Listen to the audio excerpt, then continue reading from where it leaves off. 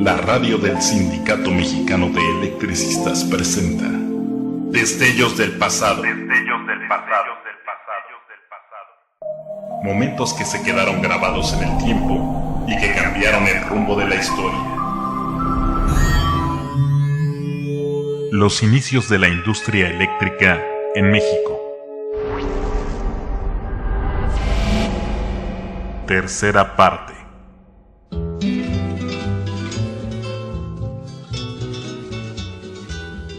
Las altas tarifas y el deficiente servicio que prestaba en las primeras 2 décadas del siglo pasado el monopolio de la electricidad en México dio la pauta a que en 1923 el presidente Álvaro Obregón creara la Comisión para el Fomento y Control de la Industria y Generación de la Fuerza Eléctrica, que sobre todo puso en práctica algunas acciones que buscaban restringir sus excesivas ganancias. Pero como la medida no bastó para acabar con los abusos, el 30 de abril de 1926, Plutarco Elías Calles expidió el Código Nacional Eléctrico, que permitió por primera vez al gobierno controlar las concesiones y establecer los requisitos técnicos para la construcción, el manejo y la conservación de las instalaciones eléctricas. También la reforma al artículo 73 de la Constitución otorgó al Congreso Federal la facultad de legislar en materia de electricidad, declarando a la industria eléctrica de utilidad pública, así como la exclusiva jurisdicción del Poder Federal en la reglamentación, regulación y vigilancia de la generación de energía eléctrica por medios industriales. Además reguló las tarifas y obligó a las empresas generadoras a firmar contratos de suministro con los consumidores. Pero a pesar de ello, en 1933, consumidores de todo el país se organizaron para presionar al gobierno a tomar medidas más drásticas contra los abusos de la Mexican Light and Power y la American and Foreign Power, lo que orilló al gobierno de Abelardo L. Rodríguez a enviar al Congreso el 2 de diciembre de ese año una iniciativa para autorizar al Ejecutivo Federal la creación de la Comisión Federal de Electricidad, misma que fue aprobada el 20 de enero de 1934. Su objetivo fundamental era organizar y dirigir un sistema nacional de generación, transmisión y distribución de energía eléctrica sin propósito de lucro y en beneficio del interés general.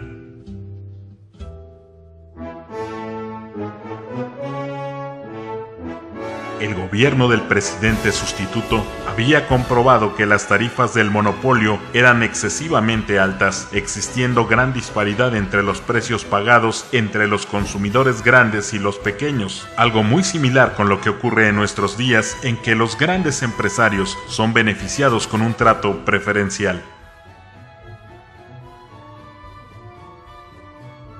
Sin embargo, la medida no se llevó a la práctica, colocando al país en un grave dilema para afianzar su crecimiento, pues las empresas extranjeras generadoras de energía mantuvieron hasta 1937 un crecimiento anual de apenas un 1%, insuficiente para atender la creciente demanda nacional. De hecho, dieron por concluidas la construcción de plantas generadoras, con lo que se agudizó su conflicto de intereses con el Estado mexicano. Para 1937, México tenía 18.3 millones de habitantes y solamente 3 empresas ofrecían el servicio de energía eléctrica a 7 millones de mexicanos, que representaban el 38% del total de la población.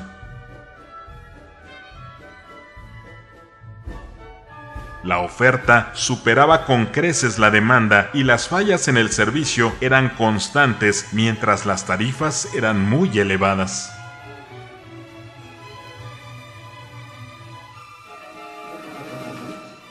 En este sentido, y con el propósito de construir plantas generadoras para satisfacer sin fines de lucro la demanda existente, el presidente Lázaro Cárdenas decretó en Mérida, Yucatán, el 14 de agosto de 1937, la constitución formal de la Comisión Federal de Electricidad.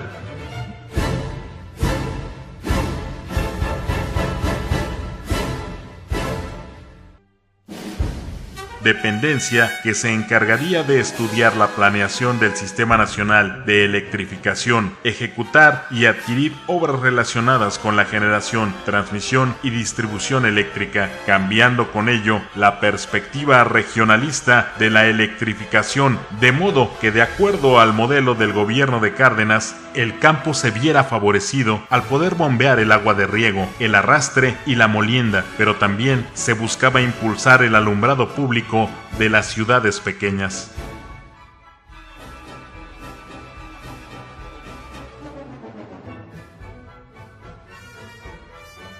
Fue así que los primeros proyectos de la CFE se realizaron en los estados de Guerrero, Michoacán, Oaxaca y Sonora, y como para entonces las empresas privadas habían dejado de invertir, la nueva empresa pública se vio obligada a generar energía para que aquellas la revendieran. Fue así que mientras en 1938 la CFE tenía una capacidad de 64 kilowatts, esta creció de tal modo que en 1946 era de 45.594 kilowatts.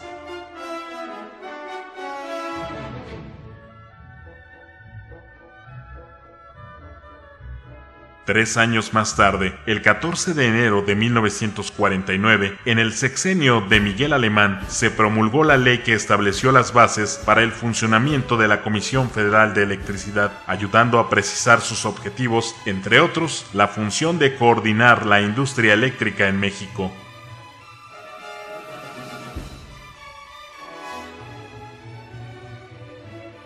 Posteriormente, fue el propio presidente Miguel Alemán quien expidió otro decreto donde se establecía que la CFE sería un organismo público descentralizado con personalidad jurídica y patrimonio propio.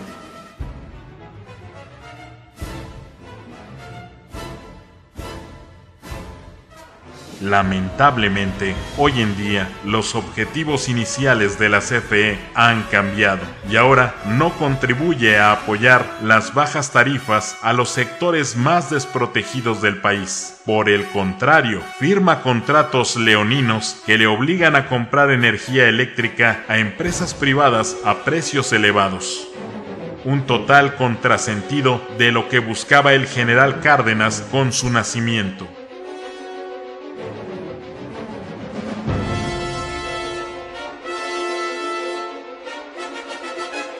Durante su segundo informe de gobierno, el 1 de septiembre de 1960, el presidente Adolfo López Mateos despertó el ánimo nacionalista del pueblo de México al anunciar que su administración procedería a la nacionalización de la industria eléctrica, aún manejada en varios estados del centro del país por empresas como la Mexican Light and Power y la American and Foreign Power.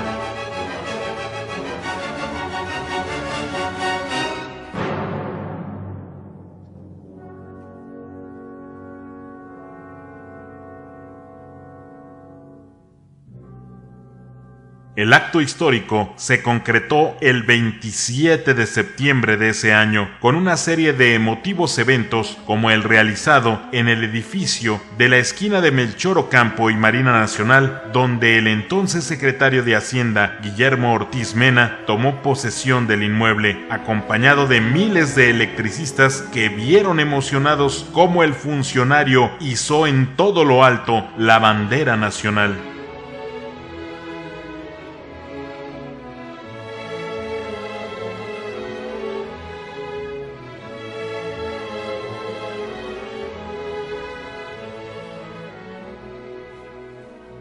Era el despertar de un México cansado de las terribles experiencias históricas de más de medio siglo en que las indignantes concesiones entregadas a las empresas extranjeras en el gobierno de Porfirio Díaz terminaron por afectar no solo la soberanía nacional, sino el desarrollo del país.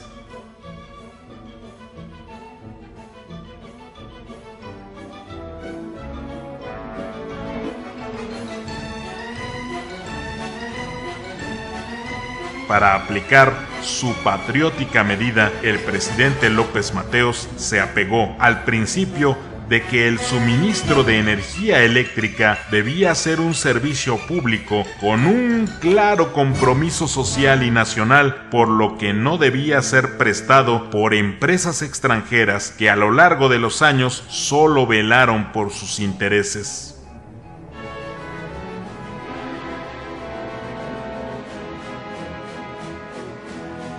Es de entenderse el por qué ese 27 de septiembre de 1960 fue día de fiesta nacional.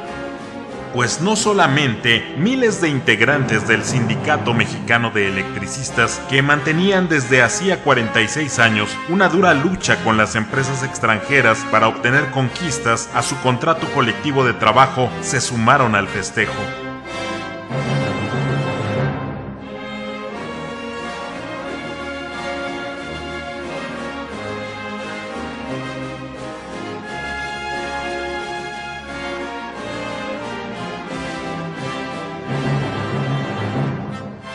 También diversas organizaciones apoyaron y aplaudieron la histórica decisión asumida por el presidente Adolfo López Mateos.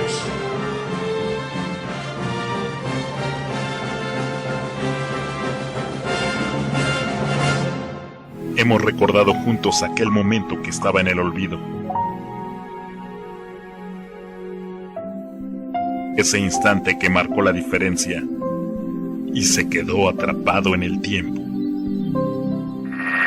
Sindicato Mexicano de Electricistas. Radio.